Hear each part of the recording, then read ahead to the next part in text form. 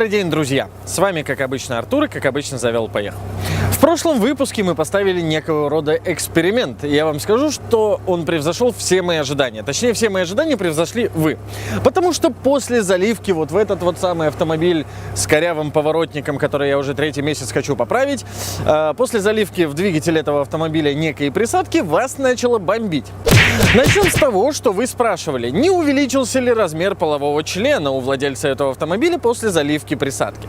Продолжая тем, что вы спрашивали, не стали ли более густые и объемные у меня волосы, и шелковистые. В общем, все эти комментарии, вот все это вот, можно прочитать под предыдущим видео и поржать.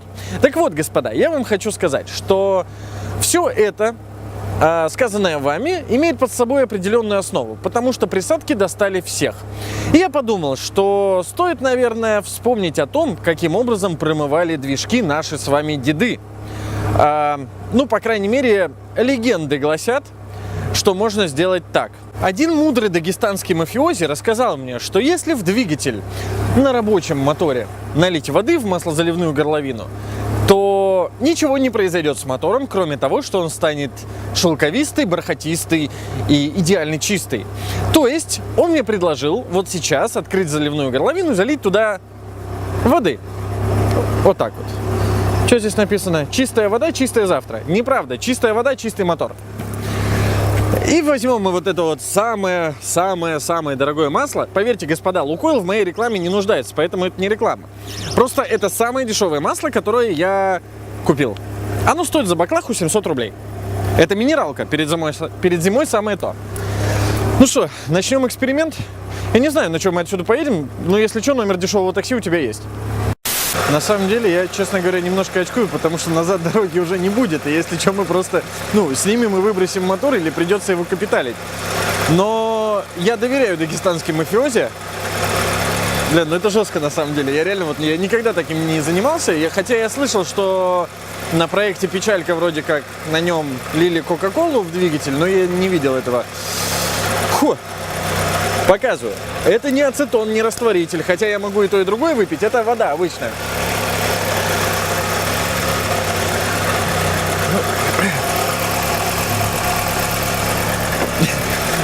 Бля, Никит, держи пальцы там скрещенными.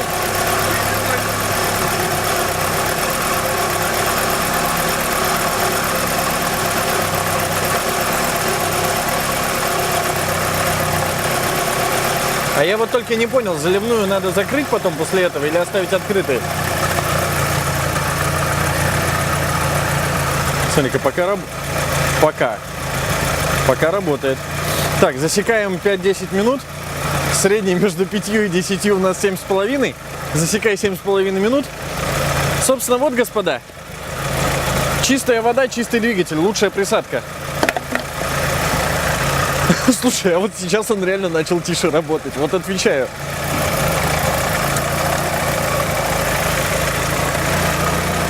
Ну что, небольшой перекур, ждем. Что будет дальше? У него даже датчик давления не загорелся, кстати. Но единственное, друзья, чего не стоит делать в таком случае, это давать нагрузку на мотор. Пускай от греха подальше на холостых работает. А то реально ничего хорошего из этого не выйдет. Мотор до сих пор работает. Прошло уже порядка 5 минут, да? 4 минуты прошло. Мотор работает. Ну, я не знаю, может быть, кто-нибудь из вас этим занимался, я нет. Поэтому я действительно слегка удивлен, что он работает, потому что в моем понимании вода, залитая напрямую в двигатель, но она, правда, не попадает в камеру сгорания, получается. Хотя, нет, не попадает в камеру сгорания. Вот. Если бы она попала в камеру сгорания, это был бы трындец, конечно. Ну, по крайней мере, оно работает. Сейчас и волосы шелковистые будут, и все органы увеличатся в размере. Так, ну что, глушим, наверное? Нет, еще рано. Работай. Я буду тебя гипнотизировать. Да все, хорош мариноваться. Давай глушить его, тебе не матери. Что тут сейчас буду еще сказки рассказывать?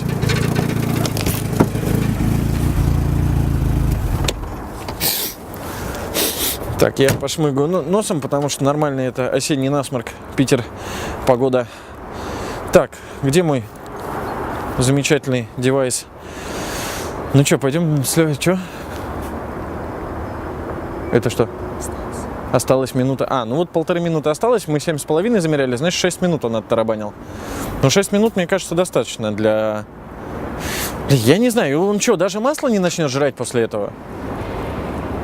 Может быть, можно было его еще раз залить? Давай его просто утопим, к матери, и все. Че мелочиться-то? Давайте его еще раз по зеркала загоним в воду. Может быть, он жив останется. Гольфовский мотор удивительная штука, вот честно скажу. Старый чугунный блок. Вы, кстати, не подумайте, я не ебнутый, просто белок — это мышечная масса. Просто этот мотор на разборке стоит в сборе 6000 рублей. Поэтому, если у вас Cayenne или, предположим, Infiniti, я бы не стал на вашем месте так экспериментировать, потому что эти машины явно вас не поймут. Значит, у нас еще один девайс. Офигенный, за 100 рублей нам дали. Сейчас я, правда... Ага. Пошел. Так, на этот раз я встану вот здесь, потому что больше я вещи не очень хочу гробить. Что-то масло-то какое-то нифига не черное, господа. Вообще, смотри, серое. Это эмульсия, да. Это у нас пошла эмульсия. Да, жижа-то знатная. Единственное, вот что меня интересует, а каким образом все это дело выйдет из поддона. Ведь у него сливная пробка. Ну, хотя, ладно, я думаю, что ничего там особо не останется. Так, теперь нам осталось снять масляный фильтр, который я новый купил за 350 рублей. Нет, чтоб Нива-фильтр в Окее купить. Он там 120 стоит. Микрофон стоимостью в эту машину мы перевесим. И свою куртку, сделанную из салона Бентли, я тоже пожалуй, сниму. Ибо нифиг.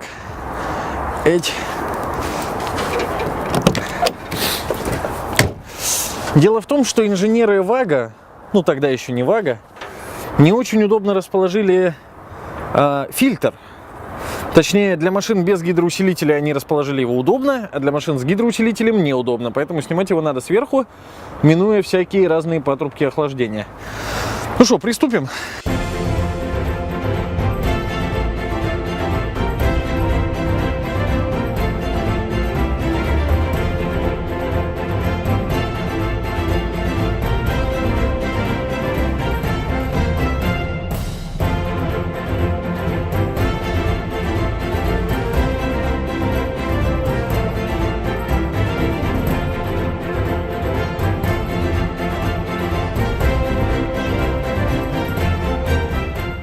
В общем, я что вспомнил-то? Господа, которые меня подбили на это преступление, сообщили мне, что каждый из их дедов при каждой замене масла вот делал такую вот лабуду.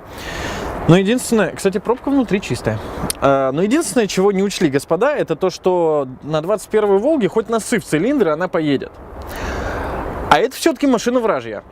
И пусть она крепка и хороша, но вот... Хотя, что тянуть кота за прямую кишку, правильно? За все подробности. Надо закручивать да заливать. Или делать-то еще. Наконец-то я нашел реальное применение букварям для машины. Это руководство по эксплуатации Volkswagen Golf 2. Просто я взял первое, что попалось. Но зато хоть раз я им воспользовался по назначению. Так, леди и джентльмены, сейчас будет торжественный пуск шаттла ZIP. Сейчас чемпион мира по гребле Никита столкнет эту колымагу вниз, потому что сам он не заведется, у него севший аккумулятор. Ну, с Богом, господа. Поехали.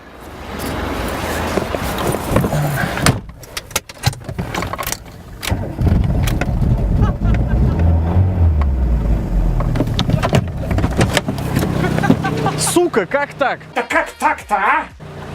Каким хреном он никогда сам не заводился? В общем, господа, этот эксперимент дает мне право сказать, что Бонак лучшая присадка в двигатель, потому что я вот вам клянусь, у меня эта машина с первого раза никогда не заводилась, ни разу. Ему надо было просраться, пропердеться, подтолкнуть его, прикурить его, тогда он заводился. Но чтобы вот так с полпинка он сразу завелся, такого в жизни не было ни разу. Может, ему не провернуть просто было мотор? Да я не знаю, но у него реально, вот ты крутишь его, и у него как будто севший аккумулятор. Даже на новом аккуме такая фигня была. Не стал работать. Ну, да, он ровнее стал работать. Я вот клянусь, реально, тут без всяких... Ну, вы же понимаете, это не реклама Бонако, это был бы бред. Вот, но просто реально мотор начал работать ровнее. Вот сколько он будет работать? И будет ли он работать вообще? Сейчас доедем 3 остановки, у нас масло все вот через трубу выйдет. Или светлый. А вот, кстати, дымит он сильнее. Ну ладно, все, господа, на этом будем заканчивать. Спасибо большое за внимание. Не бойтесь экспериментировать со своей машиной. В следующий раз я хочу подсолнечное масло в него залить. Сработает ли? Все, пока-пока.